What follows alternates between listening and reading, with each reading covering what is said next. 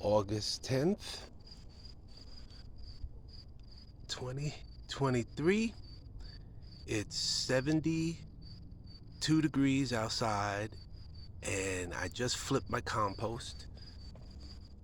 Okay, August 13th, 70 degrees outside, and we're at 120. Okay, it's Friday the 18th, 60 degrees outside, 7 o'clock in the morning, and my compost is at 120.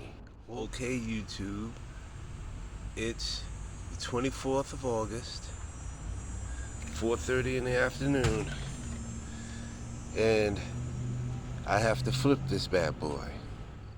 Compost is flipped and ready to go. We'll check it again in 3 days. Today is the 25th of August.